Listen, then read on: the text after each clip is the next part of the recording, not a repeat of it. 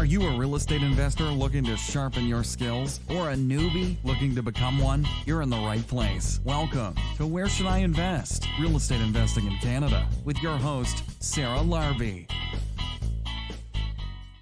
Matt Pickering, welcome to the show. How are you?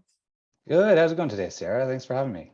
I'm excited. I think it's actually, I had an RBC in the past, a long time ago. We were talking about a program for Canadians to buy American real estate in Florida, but this is probably the first time this is definitely the first time I have National Bank on. That's awesome. And the first time that we're talking about Canadian investments with a bank directly. So I'm excited to dive right into it. Yeah, no, thanks for having me. And yeah, we've been chatting a lot lately, so it's good to put it out there and see what else we can do. Of course. So before we get into, obviously the national bank programs, which I think you have some really cool things, let's talk about you a little bit, how you got started and what your role is and why you chose that path. Yeah, absolutely. So I'm a mortgage specialist. So I work at National Bank. So for example, every mortgage I do is going to close at National Bank. I've been here for about 3.5 to 4 years now, only doing mortgages. So I've been in the same role for almost 4 years now. I've always kind of been in banking, went to school at the University of Guelph for economics, banking. So I worked at other banks for maybe about 10 years. Landed myself in National Bank with one of my friends brought me over and we had a good opportunity there. So we've been really, it's been a busy couple of years. I started before COVID. So when market was normal and then market kind of went nuts and then we're kind of seeing the other side of the market now, but still busy. So yeah, it's been good. I've been here for a while. Me personally, I've also bought a real estate investment property, so kind of learning this side too. So it's kind of cool in my position. You get to see, different kind of applications, different kind of income levels, and what they've done. So it really inspires you as you kind of go forward to see anything's kind of possible. Absolutely. Now, what about how much business do you do with investors versus regular homeowners as a split right now? Yeah. This year, I would say a lot more real estate investors are pausing on buying. There's still some opportunities. So, in theory, if you bought a new construction and it's closing this year, you're going to close it. But I'm finding a lot of real estate investors are maybe pausing on purchases for the ones that use their HELOC for a down payment and then take a new mortgage. The rent isn't going to be high enough to clear it. But I would say overall, right now we're doing a lot of refinances, bringing people over from other banks as we have competitive rates. The amount of real estate investors to, just customers buying their first property or even their primary, I would say is pretty close to 50-50. Real estate investors are really good. Mostly of the time they have more than one rental. So you really build a good relationship early. You're going to start working on that second file or the third file.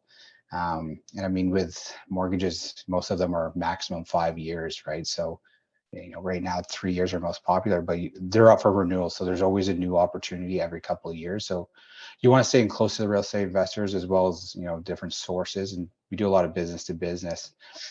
So kind of stay in touch with them. But I would say to answer your question, about 50-50, just your normal customer versus a real estate investor. I think one of the things I really like about National Bank is your investor friendly. And I don't know if it was always like this, but the investor friendly options and how you look at investors versus maybe another big bank that you're like, oh, you know what, they don't have salary income, a T4 income. We won't look at them. You guys actually think outside the box. And I think that's why originally we connected, because I'm like, oh, okay, well, you're a bank, you're a big bank with good rates, but you're not in this small little box that most of us don't fit in today. Yeah. And to me, it really comes down to myself. So it's who's driving the file, right? So in this mortgage world, there's a lot of different types of mortgage specialists. So me, I'm pretty pot committed, especially as I know there's a lot of potential or even future potential with more files. I really want to push the file as much as possible. So if I know there's an edge, and just kind of based on my experience over the last couple of years, I can kind of find where to push hard on the application and where the bank has appetite. The goal is to find something that works for the client as well as the bank and make everyone happy. So yeah, there's definitely some, this year's more complicated to say the least. There's not just a regular purchase going on. And if there is, it's usually a fight for the best rate. But a lot of files aren't just very clean right now. You have to, with qualifying rates so high, you have to make sure you're finding the right areas to make sure it's compliant and make sure that this is where where we see the opportunity, and really fight internally here with head office to say, hey, this file, if we're looking at the right parts, this is a good file. Ratios might be a little high, but this is how I'm looking at it. So it's me selling it to head office most of the time, because my goal is to get to know the customer as much as possible, and I put together the application. So I know everything. I can build up the application to show where their strengths are and where, what we're working on. So that's where I sell it to the bank and really try to get things done. And again, it's finding a win for the bank and the customer. Absolutely. So, is there a benefit to working with the bank directly versus a mortgage broker? Because I think there's pros and cons to both, but what are the pros and cons maybe to just going directly? Yeah. And so for context, I actually work at a brokerage. So when I first started the mortgage world, I was working at a brokerage couple of months. To me, I mean, National Bank's a top tier bank, right? So we're going to qualify very similar to the TDs, the RBCs, the BMOs. So, they're going to be very similar qualifications. So a brokerage is good if maybe we're having issues qualifying. Maybe we need to get to that secondary level of, not the major top banks, but there's, maybe a little bit more wiggle room. Why you should deal with National Bank, someone from National Bank directly like myself, is I'm going straight to the source. So I know what my rates are every day. If you're going to a brokerage, and even if the brokerage is sending you through National Bank, you might not be getting the same latitudes as I have. So I have a little bit more wiggle room on the rates. It's kind of like if you think about if you buy a car, right? You go to a car dealership and you kind of have that middleman to work it yourself in there, or you go directly to the car dealer and kind of get something right off the, right when it's made. So it's kind of similar in that sense. A lot of some of the customers I like working with, or the customers I work with, don't want to go to the brokerage because they don't want that interaction. They just want to go straight to the source, get the best rate, and kind of move forward. But I think both are good options, especially in today's world. I mean, everything's constantly changing. So it's good to have a little bit of, maybe multiple options. That way you can leverage them even and say, hey, I'm getting this amount from here at this rate. Can you get me a better amount or a better rate? And, it comes down to good old competition. Yeah. I mean, I think it's also about like just knowing like where you can get what, because even actually I had a conversation this morning with somebody that was on my podcast. We were talking about credit unions, and every credit union has their own way to analyze and appetite and like things that they would want to do, not do. For example, like the resort, we financed that. Well, I should say we refinanced that with a credit union based on projected income, which would have never happened with a big bank. They would have wanted to see like a year or two. So there are going to be some benefits in each one. And sometimes there's benefits in having, I think going to the bank directly, but sometimes there's benefits with working with a broker. And like you said, I think it's a combination of both, but knowing when to go to what. And I think that that's the key difference, because so like, for example, like RBC, they don't work with brokers, but if your broker works with you as a file, they might just say, hey, for this one, maybe go to RBC, maybe you're buying a sixplex and like they can do it residentially, it might work in your favor. So there are things as an investor that you should still have a good base knowledge on, so that you're like, hey, this one, I'm going to position it with the broker because it makes sense. Or this one, like I've built a little bit of a relationship with a local credit union or national bank or however, that looks like. So with that said, I think it's important for people to know like what you can do, because one of the things I think you do different is like not look at T4 incomes. You have a limit to the number of doors. That's pretty good. So do you want to just maybe talk about that? Yeah, exactly. Yeah, no, we have to dive in. So something that was changed, and it's really caught a lot of attention through the real estate investors, is the amount of units we can finance. So this was changed, I want to say maybe 2 years now, but previously it was maybe 20 doors total. But now we've upped it over the last couple of years to say we can finance up to 40 doors. So that means if a customer has 40 units in their personal profile, we can finance them. So that's a very big jump. A lot of people, think once they hit maybe 16, 20 units, they're cut off from the major banks, but we can go up to 40 units, which is pretty good. And keep in mind, you're still going to have to qualify with all these units, but the way we're going to look at it, has to make, make sense too, right? So we do consider 50% of the rental income, but that's where we can also make a case saying, when we consider the actual incomes, this is what we're generating per month. And they know that too, right? So going up to 40 units is a big one for us for some of the, some larger real estate investors. Even we're going to look at that in their personal names, right? So if there's holdcos, we can always go over different situations there based on what number of holdcos they have, number of units in each holdco. It really depends on what's on the application. So is a holdco on the application or not? So that's where it's always good to kind of talk to someone directly, see what your situation looks like, and are we going to be including that in the 40 units or not. With us too is some real estate stuff. So one thing that's big for us too, and not all the major banks will do it, but not necessarily. So if you're putting 20% down or for a purchase, or if you're refinancing, not all the mortgage co-borrowers have to be on title. So this is a good opportunity for, let's say you have someone helping co-sign, but not actually going to be, any legal interest. So with real estate investing, one of the big things is, let's say you're flipping the house, there's going to be capital gains or losses. Or let's say rental income reporting. If you're on the title, technically you're on the hook for reporting some rental income or for some of the net for the capital gains or capital losses. I mean, accountants can kind of do stuff here and there to get around that, but technically that's what you do. So by us not having, you can be a co-borrower but not on title, that gives some opportunities to real estate investors to say, hey, let's just get you to help co-sign this, but you're not going to have any issues with it. One of the other big things we do, and it really kind of aligns to like that situation is often, with being on title is, having either parents or like, someone that can help you get there. Same with down payment. So we're one of the few major lenders who will allow a gift for a down payment for a rental purchase. So that's really big. I mean, a lot of times right now there's generational wealth. Mom and dad have a lot of money or, whatever the situation is there, and they don't want to just have it all given to their kid, when the day comes. So they can start help gifting down payments so their kids or whoever in the family can start building up their own generational wealth. So it really opens up some opportunity there to consider gifts as down payment, and that's all compliant. Like we show a gift letter, we show the parents giving the money. It's not something that we have to hide in the account. So that one's a big one and gets us a lot of attention to help with real estate investors. Yeah, so it doesn't have to vest there for 100 days Exactly, or so. exactly. They don't have to jump through the hoops to make it work. So we can just show it all at the get-go.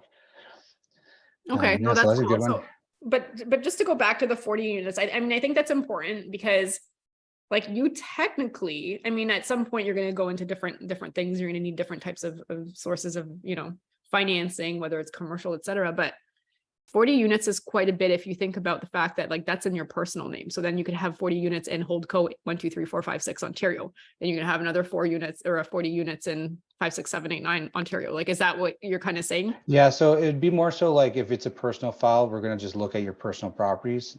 So there's 40 units. So once you have the Holdco on the properties, we're going to consider the Holdco owners on the application, right? So that's where it kind of gets a little complicated to say, okay, how much does each owner of that Holdco, how many properties do they have?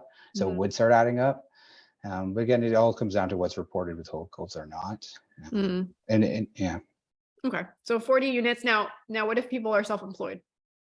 So self-employed. So yeah, those are files I really like working on. So if you're incorporated, that's where I'm finding a lot of success right now. So what we look at is, of course, what do you pay yourself personally, right? You're going to have your own income taxes. You're either going to pay yourself, a salary or some kind of dividend. So that's great. And in reality, in today's world, we know everyone's not paying himself that much, right? Why would you pay yourself max dollar if you're going to just get taxed on it? So what we can do on an exceptional basis is go through the company financials. So let's say you own your own company, you're entitled to 100% of the profits. If you're a co-owner, again, 50% of the profits.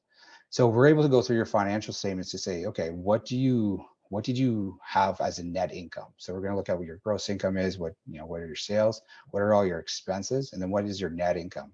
That net income is what you could have technically paid yourself to zero out the company, but you don't for tax reasons. So we'll be able to say, hey, they pay yourself X amount of personal income, they qualify for this, but if I include their net income, and we're going to look at a consistent 2-year average, right? So if you have net income one year of 10,000 and the next year of 300,000, okay, what happened? Why is there such a change? It has to make sense. I mean, we did see some stuff with COVID where we were starting to use 3-year averages because maybe your business was out of, you weren't working for 6 months or your shop shut down or whatever you do, there's a reason. So we'd look at a 3-year, and that was a good way to to calculate. But more or less, we can argue to say, hey, we consider the net income, which they could have zeroed out their company, they would now qualify for, Y instead of what their personal income. So that's one where experience comes in to say, I've looked through a lot of financial statements to see where there's wiggle room for more financing as a personal income. So kind of just being able to better understand their financial side. Yeah, for sure. And So you've got that, and then you also have like my And even favorite. to add to that, so like part of my job too is I like helping clients look in the future, right? So this is what you qualify today. And I know Mhm. maybe you have a young business, or maybe I know where you want to be in the next 2 years. I can kind of say, okay, this is, if you're going to start looking at your reporting, maybe me and accountant will look at it differently. Accountants are going to want to write off everything, save you a little bit of money on taxes, but that's also going to eat away at what you qualify for. So if we know your goal Yeah. over the next 5 years is to build up a profile, a real estate profile, we're going to say, okay, this is kind of what we're going to need to start showing from personal and net income to qualify for what you're looking to, get a mortgage of. So that's where you can kind of plan ahead, reach out ahead to say, hey, this is, where I want to be and what kind of income levels you have to show over. Also, again, we use a 2-year average. So, you got to plan ahead for these things as well. For sure. When I first started investing, I was going to TD Bank, and I like the worst part of this whole business is to me anyways. The worst part is all the paperwork, and obviously that piece. So every time, in the beginning, I used to have to send them all of my information, and then the person switched over and over and over. Yeah, Like, what kind of, like, because I mean, obviously it doesn't look like you're in a branch. no, Like, yeah, I work from home every day. Yeah, so like, I go to how does I that honestly, work, right? I've stopped going into the branches. It's just not as Okay. productive. And, but yeah, sorry, go ahead. So like, because every single time, right? And then the people move and then go into different role. Like, how does that work with National Bank, and like what your role is? Like, are you still going to be the same person like in a year from now that like we're building the relationship with, or is it going to be somebody that's going to be replaced? That's my hopes. I mean, I'm not going anywhere from National Bank perspective, or even like if I were to change roles, it'd be into a manager level, which is not in my career path anytime soon. I like being an individual contributor. We have a great structure of commission, so things have been really good. And yeah, I don't see, and part of the, my role is you're building networks of what I'm offering. So a lot of things Mhm. I'm pitching is what National Bank offers, or I'm doing stuff on behalf of National Bank. So I really like the brand I built up here. I'm very much looked after on my side from my manager and from the bank side. So I definitely don't see any changes there. From the branch perspective, a lot of that's changed with COVID. So Mm. back in the day, they would kind of say, hey, come into the branch once in a while. You want to, you're going to help branch clients. And to be honest, we would get people walking in through COVID say, hey, I need to talk to a mortgage specialist. Mhm. Sometimes you do get some headaches from the branches just because, if you are a savvy real estate investor, you're probably just not walking into branches. You're going to call around or talk to your contacts. And Mhm. once you kind of get into circles, you get a little busier that way. So, I mean, with one of the positive things from COVID was everything's gone very virtual, right? So document sharing, we have all secure folders if we need it. Mhm. DocuSign we use for all the signatures. Like you were saying too, the paperwork can be the pain. So once you start a relationship Right. with something, I And so already have all your you keep documents. right. So that, like, I guess that was my question. The after part of this question is do we have to send paperwork all again every single time, or just update the paperwork that you Yeah, have? just update me. So let's say me and you do a file today, and then 6 months or maybe early next year, you're going to do another one. I just need your updated financials. And as for my, I stay in touch with you so I know what's changed since then. But no, I don't have to Mhm. recollect everything again. So it makes it nice and easy that way for sure. So Even what's nice with, and I guess this is maybe one of the advantages of working with the bank directly versus brokerage. Brokerages are ultimately a matchmaker, right? They're going to set you up with someone. Mhm. They got all your documents. They're going to send you to this bank. Mhm. Here's your mortgage. You're happy, and then they kind of move on to the next deal. They're there if they need to help you with another purchase, or maybe you want to bring your mortgage to another bank another day. But ultimately, once you're at that bank, you're responsible to talk to that bank for any updates. You want to change your payment account. You want to maybe refinance and take an extra small 50,000 or something small that the branch would do. Working with someone like myself who's directly at National Bank, once your mortgage closes at National Bank, I'm not going anywhere. If you want to give me a call to talk about it, if you want to talk variable to fixed options, you want advice on what am I seeing in the market? Is it now the time to lock into variable, or sorry, lock into fixed from variable, or you want to make any system changes to your mortgage here? I'm here. So that's kind of the benefit is once you're closed with me, you stay with me. And, like I said, I'm not going anywhere from National Bank anytime soon. So I can kind of help you even once everything's done. So which provinces do you cover? Everywhere. So that's one of the cool things too. So I'm federally regulated as long as I work for the bank. So National Bank is federally regulated. We can do anywhere in Canada. I think the only word we can do is like none of it or something like that. But I mean, I haven't even had that request ever. So right now I'm closing files all in Quebec. I have a few on BC on the go. So that's kind of a cool thing too with, working directly with a bank. Let's say you have plans to move to Alberta, or you want to buy an investment property out in, BC or whatever the opportunity comes, you can still work with me. Again, everything's virtual. So we'll meet each other virtual if you haven't already. But I can close your mortgage, and really from the qualification is the exact same for us. So I've kind of learned some things over the last couple, little while, that some banks will look at your rates differently based on your region. Mhm. For us, you're either inside Quebec or outside of Quebec. So your rates are more or less the exact same. And to be honest, they're a little more aggressive outside of Quebec. So that's kind of all we look at. And no issues if there's anywhere else in Canada.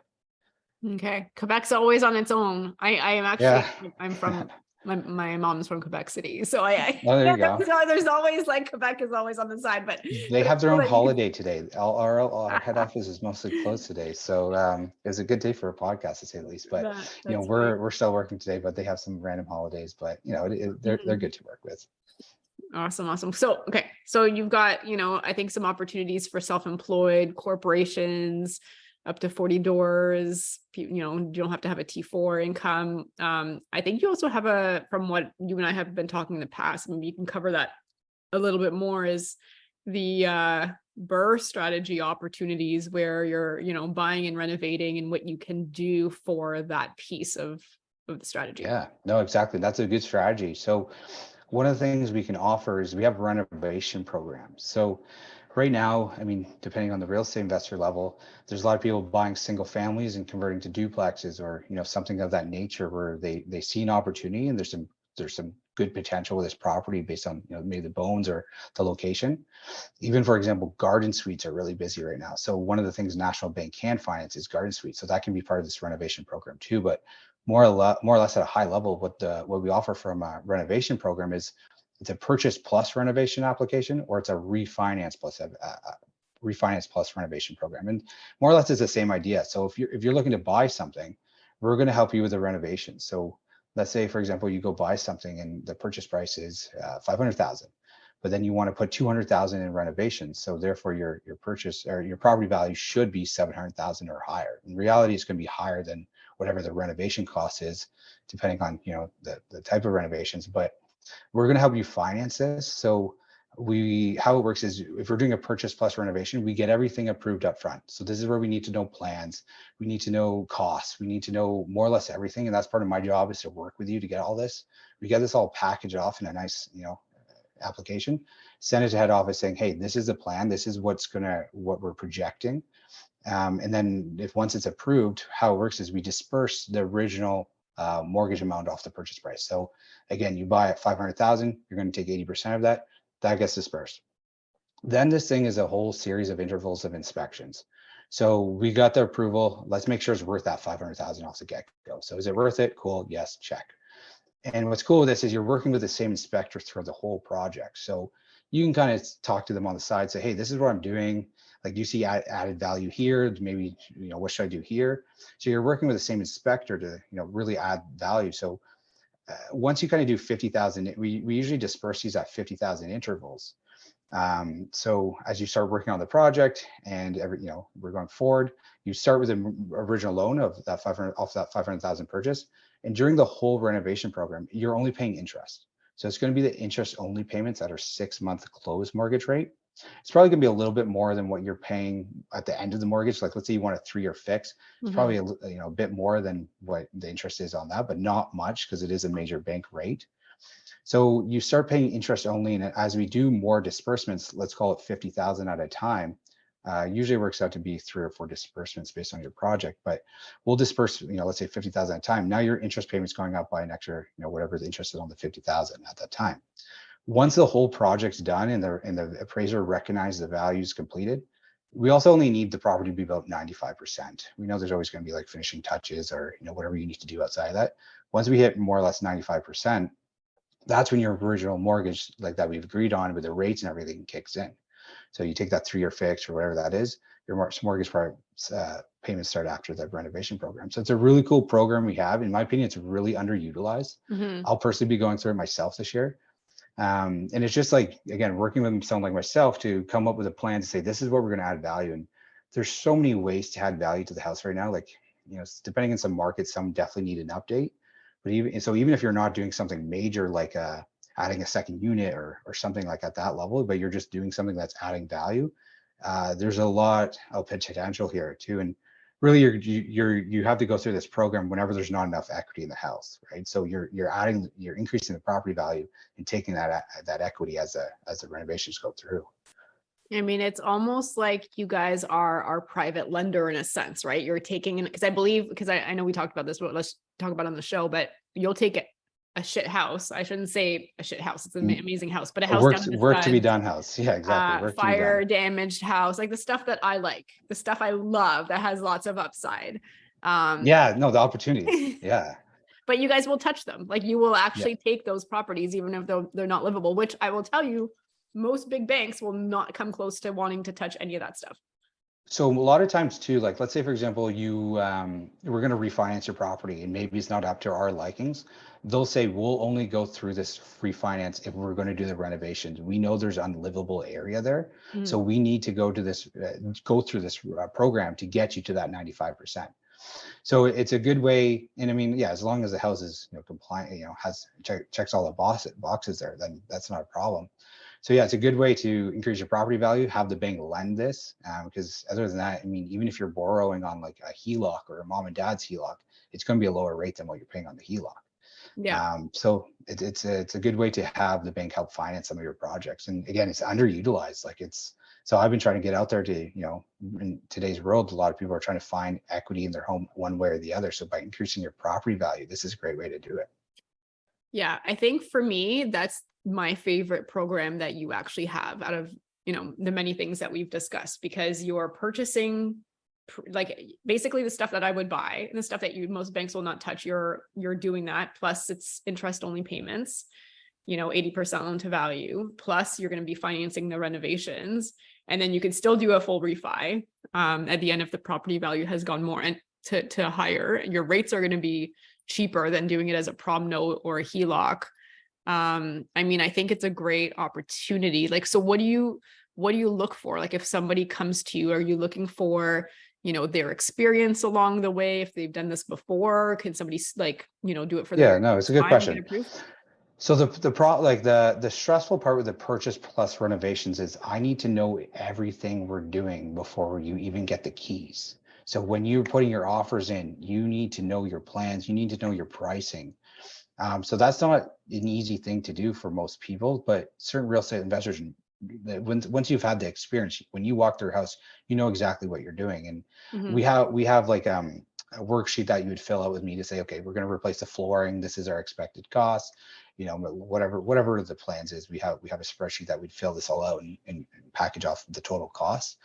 So that's the hard part, is knowing exactly what you need to do and also keeping the timelines, right? So we have certain timelines based on threshold. So I'd say most of these projects are going to be over 40,000 in renovations, and we have to get this done within 12 months.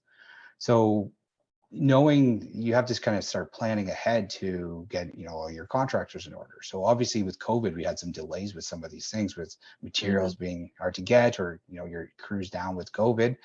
So being able to plan ahead is a difficult part. So let's say you see potential in this house, but you're like, I don't know if I can get this all done. What we can do as well is the refinance plus renovations. So even if you already own the house, we can do the exact same project and say, hey, we're just going to refinance it and then do the renovation after you have the keys. The refinance and renovations, so let's say, for example, maybe it's a younger couple that just need some help, need some work, and they don't know everything yet. They haven't done this before. They just need some, need the money, but they don't know exactly the plan. So they could always buy the house. So with me, we just treat it as a normal purchase. But what I would want to do with that purchase application is qualify them based on what their future would look like, right? So they're buying at 5, but then it's going to be worth 7. I want to make sure they're qualifying for the mortgage at 7. Otherwise, we just shot ourselves in our foot. And then what are we doing, right? So you could buy the house, close the house, get the keys. Once you're in the house, okay, I know exactly what I need. Here's my plans. We just go through a refinance application afterwards. And that way, there's a little more time to think things through, get your, ducks in a row. But again, for the savvy real estate investor, they might be looking at 10 different properties, and they know what they're doing, and they're bringing their contractors with them. those are the people I think are ready to go for their purchase plus renovations. Or maybe you even have a long closing date. So if you buy something and you have a 90-day window, you can probably get everything aligned within that 90 days, because we just need to get everything approved pretty much a month before this closes to get your lawyer involved at the right time. So if we have a few weeks before closing and everything's good to go there, it's a good way. But if you're doing a 30-day closing and you have not much idea what you're going to do, it's going to be a lot of scrambling and headaches and stress. So that's where it's worth reaching out before too, to have conversations. Absolutely. I mean, I think it's a good opportunity, especially as, some people may be starting and they might have a job, but they might not have a whole lot of cash. I think this is a great opportunity to, so you said draws of 50, but do they have to do the work first and then show you Yes. $50,000 of work done essentially? So they ask for like a little bit of cash on hand. Like we don't expect everyone to have an extra 50,000 available during when they buy something. They're already putting their down payment down. So it's based on a series of disbursements. But it's more or less, let's say you are using line of credit to pay for stuff and we disperse it after. It kind of depends on where the project is and how big the project is. So the expectation is you don't have to have that 50,000 off the get-go, but we do need to have a little bit available. I want to say it's like 15% of the initial disbursements or something like that. But so having a little bit available just to kind of help you, maybe there's a delay, because what happens is we're going to do the inspection, say, yep, you've increased the property by this amount, here's that amount. And this all gets dispersed to your lawyer. So we'll never give money to the client directly. It always goes to the lawyer. So in theory, they're going to reach out to me and say, hey, Matt, we're ready for the next inspection. We order that gets done. The inspector reach out to the client. That could be, who hopefully there's no timing delay there. Everything looks good. It goes to the lawyer. The lawyer's going to request the next fund. So that could take at least 2 weeks, best case, right? So you want to have a little bit of funds in case, you have to pay the windows guy this day or the flooring guys this day. So you need to have a little bit available, but knowing the bank's going to pay for it at the end is the stress relief, right? So if it's sitting on an unsecured line of credit for 2 weeks, who cares? It's going to be paid off at a lower rate. So it's kind of just based on the size of the project, kind of seeing what we need to do there, and we plan ahead, of course.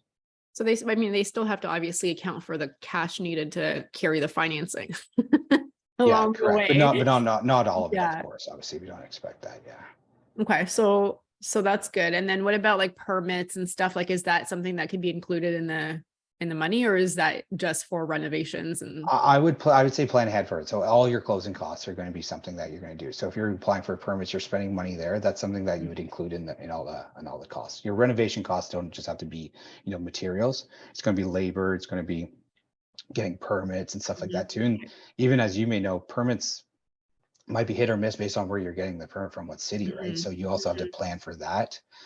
So sometimes I could get all this renovation done in 2 months, but that's assuming everything's clicking on the same page, right? So I personally, with these ones, whenever someone says it's going to close at this moment, I'll probably add a couple months just so we don't have any headaches there. It's better to close early than to have to extend everything. So kind of just plan ahead with permits for sure, especially if you're choosing. And there are some cities that are worse than others or better than others, so you don't, that's the unknown in this game too, is like when you're going to get your actual permits. Sometimes exactly. A few weeks, sometimes it's a few months. So it really depends. Okay. So that's that program. I think that's a great, definitely a great option. Are there any other programs that exactly. So 2 things I want to talk about is, first is something that's really picked up over the last, let's call it really 6 to 12 months, is garden suites. So we're able to finance garden suites. So that's a big one. Okay, that's huge. Let's talk about that, because in the past it was HELOCs, or it was prom notes, or it was cash. Exactly. So a lot of people, so the government came out in the last little while saying, we are all for this. We know there's a shortage in housing. So garden suites are kind of something that's very new to banking. Our banks recognize there's a need for it and we'll help finance it. So if it's already been built, everything's good. We just look to make sure that it's completed. So really what we're looking for is a permit to say, yes, the city recognized this is what we're doing. We're going to finance this. So a couple ways to look at it. Before the property is actually there finished, when you have your permits in hand, that's when you can start financing it? So there's 2 ways to look at it. So I'm glad you said that. So you could have the permit, which means like green light, let's start working on it. But we're going to have to do an appraisal. So the property value is not going to be there until it's done, right? So the permit, I mean, I've only really had to prove that there's a permit to get this done to have it recognized in the value. The appraisers will mention, say, hey, we noticed there's a second unit. And we're like, yep, this is what we're treating as. So for example, if it's a house and then a garden suite in the backyard, we treat it as a duplex. It's a 2-unit. So that's just how we kind of classify it. So the property value really increases once it's complete. So we have to prove, and the permit just more or less is demonstrating that the city's recognizing that this is being done. But to me, the opinion is to wait until it's actually complete if you can, because that's when you're going to see the property value up. And if we're refinancing to take out more money to pay out debts that you've already used to spend this, you want max financing, in theory at least. So once everything's more or less done, and again, we only look for that 95% completion. So once it's close enough to being done, we go through the appraisal, take out max financing, and have it all paid for, and the garden suite would be recognized in the price. What's cool, and this isn't really done by this is done by all the major banks, but we can use a market rent appraisal for this and other kinds of rentals. So for those who don't know what a market rent appraisal is, it's whenever you have a property that's going to be a rental, but you don't have a lease. Let's say because you're building this garden suite and there's no one living in it yet, or let's say you lost your tenants and it's going to be a rental, but it's just it's unoccupied right now. Or maybe it's you're shopping to buy a new primary and you're going to be converting your current primary into rental. So we can use a market rent appraisal, and that's where the appraiser is going to go look at the neighborhood, look at the number of bedrooms, the square footage, the finishings. It's a pretty simple appraisal, and they're just going to say, for this type of property in this neighborhood, you can rent it out for X amount. Now I can use that amount on my application, and we don't have to come up with a lease or show something last minute to kind of have the application work in our favor.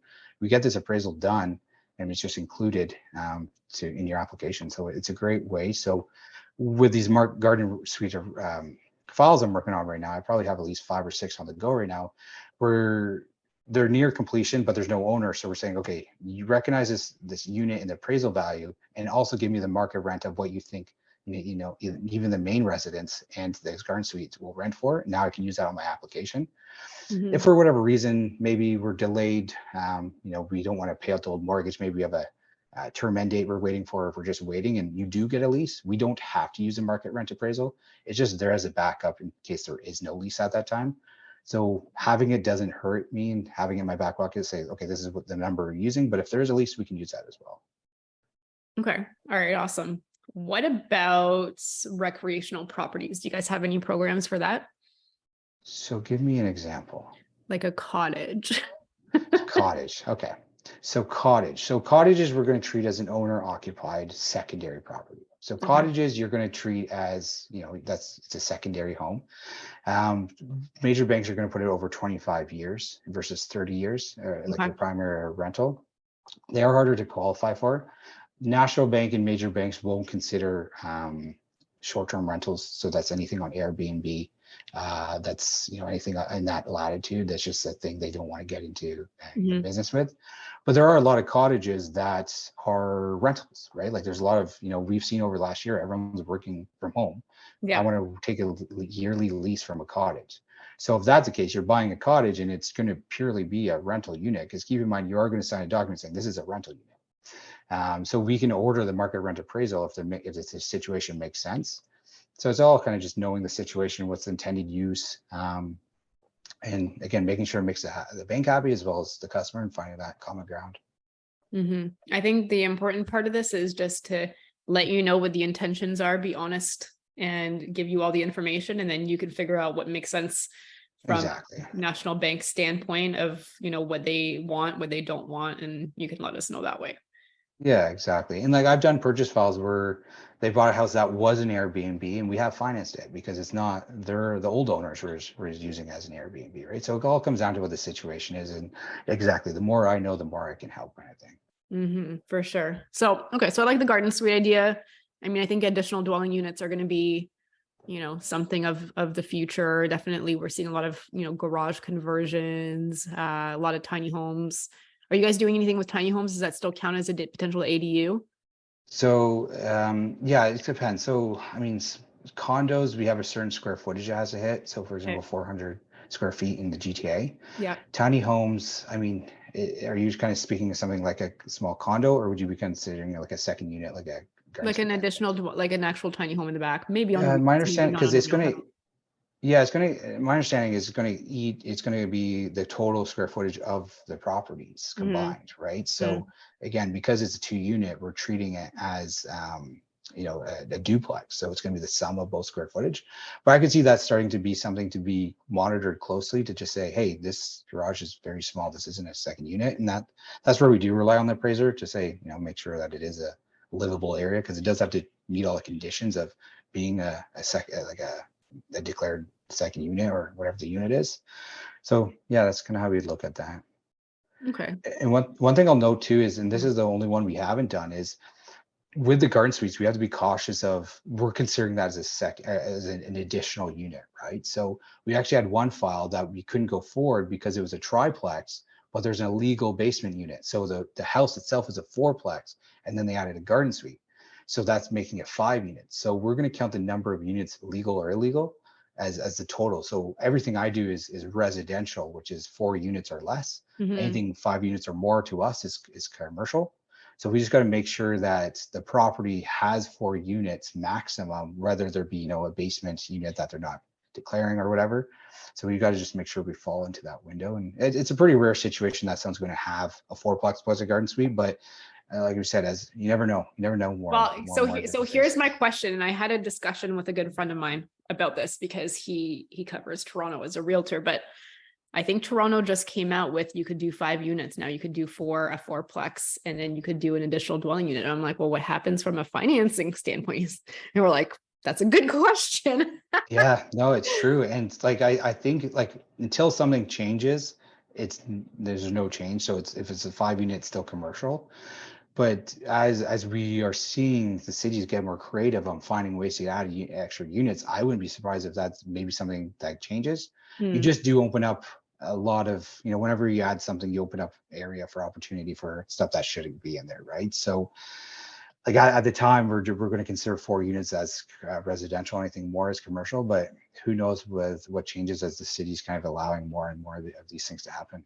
Yeah, I mean, I actually just, my thoughts, or it might have been an oversight. Like they're like, oh, we'll do 5 units. But like the first thing that comes to my mind is like, you're going from residential financing to And that's a huge commercial. Like thing, right? it's huge. Like, the rates are so different when the personal mortgage versus commercial mortgage, the qualifications completely different, right? So Mhm. there's obviously more appetite on the personal side. So yeah, it's a whole different beast once you enter that commercial zone. Yeah. So I think for ADU perspectives, like obviously the backyard units, the mortgage plus improvement, I think that's a great program. Like if you guys are doing any BRRRs, residential 1 to 4 units, I think you've got a great opportunity to, even like, for example, if somebody's sitting there with I'm just thinking out loud here, a variable rate with another bank, it might not be a bad idea to run it by you just to see if, hey, could you do better? Potentially do a little refi along the way and just port it over and see if the rates can be better. Because I'll tell you, some of the big banks that I'm used to going to aren't that great right now. And again, it's not all about rates, guys. Like, especially as you scale, it's really more about the terms and the scalability and everything. But there is, because they're so high, there is something to be said about some of these big banks that now their rates are probably just as bad as some B lenders. No, it's true. Like part of what I'm busy at this time is really doing is external refinances, which means, we're bringing over a mortgage from another bank, so they already own the property. But as we go through these high rate changes this year, a lot of people are coming up for renewal, right? So really in Canada, your max term is probably 5 years. Like most Mhm. people aren't really taking more than a 5-year term. So you're more or less, anywhere from a 3, 4, 5-year term, and all those people are coming up for renewal. They're getting renewal offers from their banks, and it could be anywhere, any major bank, and they're just not competitive. So there's a lot of opportunity there right now for the major banks. For example, we have promotions on right now that will help pay for legal fees and appraisal fees if it's your primary. So we're, and that won't impact your rate. So there's a lot of things we're trying to do to bring over more business. And I would say that's a good bulk of my volume right now, is just bring over mortgages. But yeah, while we're going through that process, why not looking at refinancing? Maybe you want to, consolidate some debt, because we know debt levels are at all-time high right now. So if you're going to consolidate some unsecured debt, you can do that. That's where it doesn't hurt to have multiple options, like we were saying earlier. If you're shopping around, it's good to have a few options. Like I personally would have a couple options before I pull a trigger on anything, Mhm. just to kind of see what's the best rate. And it's, it might take a few tries. And to be honest, some of my advice I'd have right now for rates is start early. So right now rates are up, down, sideways all throughout the year. We've had we had some downs a couple months ago. We were pretty low, and now we kind of saw some increases. So if you're starting within, let's say, 3 months, I can lock you into the lowest rate at that time. And then, you're safe. That's your safety net. We know we're closing at 3 months. Your term ends in 3 months, but you have something locked in. Once we see decreases in the rates, and between my team, we're always kind of saying, what's the best 3-year right now? What's the best 2-year right now? We're always kind of staying up to date based on what other people get approved. Because in my role, I have my latitude, right? So I'm supposed to give a certain rate, and then there's certain times I can go beyond my latitude, and that's not up to me. That's up to the bank to approve. Sometimes, like for example, right now they're saying nothing beyond my latitude is going to get approved, but maybe in a month from now they'll say, okay, we can take rate requests beyond your latitude. So by starting early, you're locking something in. And again, if we have, let's say, 3 months to chip away at it, I'm very confident you're going to end up with a better rate than what you locked in. If you're coming to me 2-3 weeks before your mortgage expires and you need to take it right away, chances are whatever we're starting is what you're ending up with, just because there's only so much time to work on things. Mhm. So if you're able to start early, chip away at that rate, it's a really good way to get the best rate at that time, because you have something locked in. Mhm. For sure. So, you know, and I just want to go back to something like, let's just say they're with another bank and they're porting it over to you and they're cash flowing negative. Like, again, this is all about like being strategic, right? And seeing if this is something that you want to do, but instead of potentially losing money or having to sell the house, like maybe you've got 20 years left or 15 years left Exactly. amortization on a big bank. It might be worth, even if you're not even refinancing it, just to port it over and re-amortize over the 30 That's years, great right? advice. So, and I'm how you said that. So this is the advice I like to give all the time. Mortgages is a loan. That's at the end of the day, it's just a loan. There's not much, it's an agreement. I'm going to pay this amount, whatever, right? So we know right now rates are high and they're not going to be sustainable this high. So if you're at 20 years at another bank and we bring you over and we push you over 30 years, really what you're doing is just decreasing your mortgage payment, because it's now going to be over a longer term or longer amortization. Your interest payment does increase as the higher the amortization. But if you're firm on saying, hey, I'll put it over 30 years, but I want to pay it off in 20 years, there's ways in your agreement to pay it off over 20 years. Maybe we just got to wait until, times get a little better. So what I like to do with customers are kind of firm on saying, I don't want to pay it over 30 years. I want to pay it over 20 years. What you do is we set your mortgage up over 30 years, saying your payments, I don't know, 2 grand. And then we know if it was over 20 years, your payment's going to be 2,500, right? So it's just going to be more because you're paying it off faster. That's just an easy one. So we know if you pay 2,500 a month, you're paying off in 20 years. So what we can do is we can add an optional payment once we have a little bit more, maybe a little more cash flow, or when the timing's right. So if we add an optional payment in that example, $500, that 30-year amortization is, it's going to be shrunken. The benefit of doing this is if anything ever happens, you lose your job, maybe something happens to a co-signer, you can cancel this optional payment of $500. Mhm. Where if you put it over 20 years and now you're like, hey, Matt, I need to extend over 30 years, something happened, I lost my job, you have to requalify. And that's might not be an easy thing to do, No. especially if there's a job loss. You can Right. always extend your amortization when you're up for renewal. So once you hit your term end date, you can extend it. But kind of building flexibility into your mortgage is the way to go is put it over the max and add optional payments of whatever the calculation is to pay it off over that amount of time. So Yeah. that's just a good way to do it. Well, so to me, I look at two things, right? If you're in growth mode and you're in acquisition mode is one thing. And if you're in like your mortgage and debt reduction stage, it's a whole other thing. But like I would say most people listening to this are in growth and not in acquisition.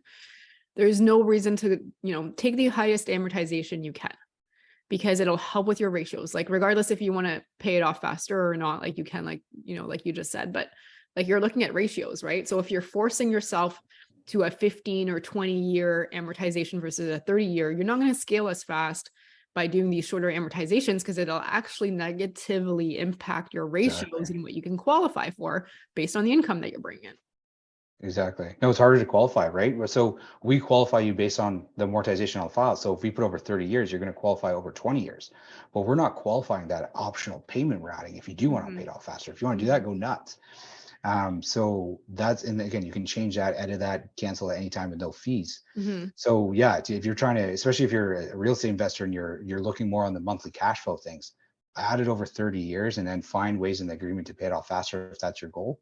And ultimately what your goal should be is to reduce your primary mortgage as much as possible, right? So Yeah. unless you have no primary mortgage, chances are you're going to be refinancing this rental multiple times, pulling out money and paying down your primary. Mhm.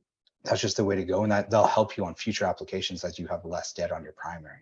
Well, and the primary, you can't really tax write off the same as a rental income, Exactly. right? So Yeah. you might as well, in my opinion, you keep the debt on the rentals and then you just start bringing down your mortgage on your primary that you can't really write off on anything.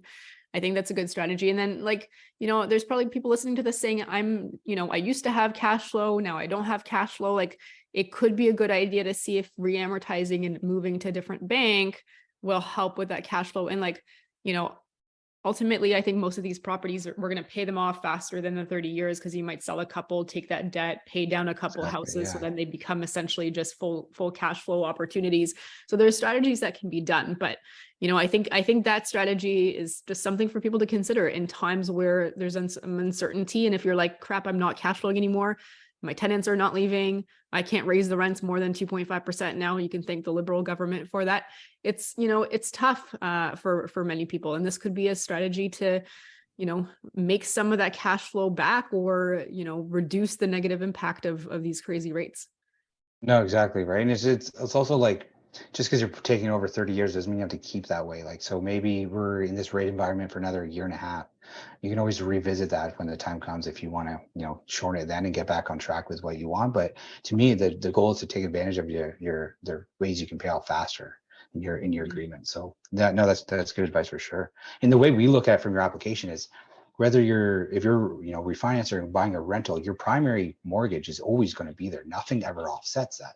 So as you have a high primary mortgage or HELOC on your primary residence, that's just a debt that we consider in your monthly expenses. Mm-hmm. When you take more rental mortgage to pay down your primary, that rental mortgage we don't consider on your application. We're just going to do a rental income offset. So you're not going to have any, that mortgage, your rental income is going to be maybe a little less when we offset it, but not by the amount of showing how much primary debt you have. So that's where it's good to also chat with someone in my position to kind of say, what do I qualify for based on different situations on what I pay off. And again, even if you're buying something next month or in a year, it's always good to kind of get in the conversation early to see, a lot of people are saying, oh, I did not think like that, or did not know banks look at it that way. Mm-hmm. So it's just, I like to educate as I go, because again, Mm-hmm. I'm here for the long run.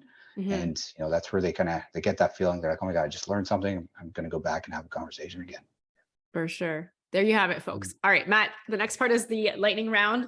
Nice. This should be fun. I feel like it's been like an hour and an hour. And I'm like, I told you half an hour, but It's all good. All good. We can get chatting excited always. about I all don't this mind. stuff. Even though I hate It's good. paperwork, I actually like talking about financing and My role's scaling. both. You would you have to do both my roles. So we'd no, but no, absolutely. I'm no, again, I feel free to cut out whatever you have to. No, it's good. Awesome. Okay. So the next part is our lightning round. So you're going to get 5 questions. Every guest gets the same one, the same questions. You're going to answer in like 10 seconds or less. Okay. All right. Question number 1 was your favorite real estate investing book. Rich Dad, Poor Dad. That was definitely my first one that got me into it and just kind of, got me thinking differently. All right. Number 2, not necessarily real estate related, but do you have a favorite podcast? I like my comedy podcasts. I listen to a lot of podcasts at night. I'm a big, I don't know if you guys know the show Workaholics, but they have their own podcasts.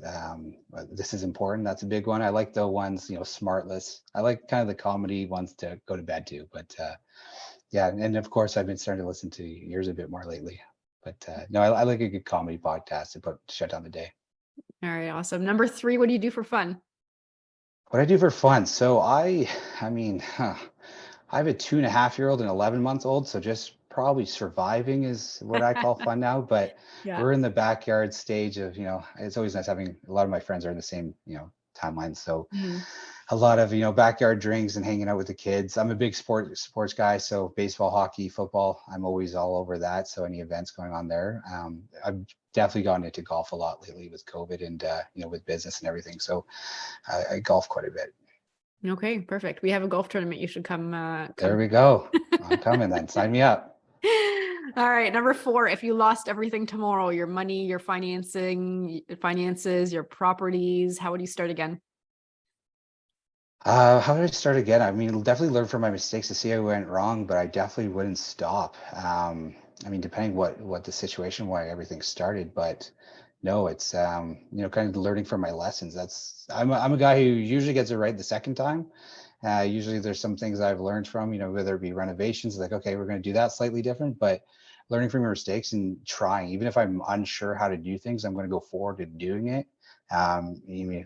Everything's not going to be perfectly laid out for you. So you got to learn as you go. All right. And final question.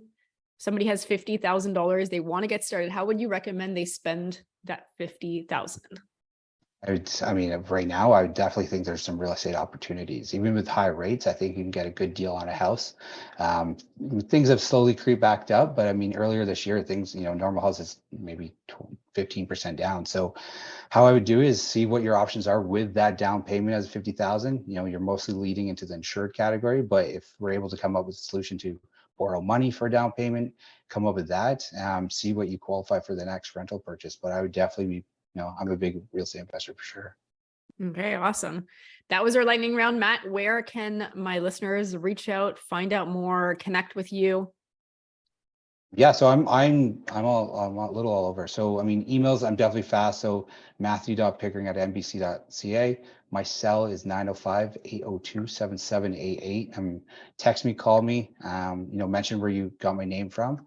I'm somewhat new to Instagram. I've been in the role for a while, but Instagram, I have stuff on the go just to kind of network with realtors or real estate investors and kind of stay connected where I can. So I'm at Matt Pickering @mortgages on Instagram. Mm-hmm. I don't post too much, to be honest. Again, it's just more there for the communicating and staying in loop with some partners. But my thing with work is to be prompt, right? So if you're sending me an email or we're working on something and I'm not getting back to you right away, I'm not doing my job. I don't want you to stress either the purchase or the refinance. So keeping you up to date is a big part of my business and how I handle my customers. So reach out. Again, even if you're shy, if there's any small questions, don't hesitate, reach out. Having a conversation now is easier for our next conversation, right? So let's start early, and I'm happy to help and leverage any programs the bank offers here. Amazing, Matt. Thank you for being on the shows. I'm excited, to have you as part of the team, as the overall financing team for myself or my JVs and all that good stuff. And hopefully, I'm sure you're going to be able to help the listeners as well of this podcast. And, I think it's all very important for us to understand, enough of the basics and be resourceful and have the right resources on your team so that you can get to your goals. So thank you so much, Matt, for being on the show and sharing your knowledge. Thank you. No, I appreciate it. I appreciate you, putting me on the stage and letting me help out some of your network. So again, I appreciate everything. Thanks so much for listening to Where Should I Invest with your host, Sarah Larby. Make sure to listen in next time. We'll catch you on the next episode of Where Should I Invest?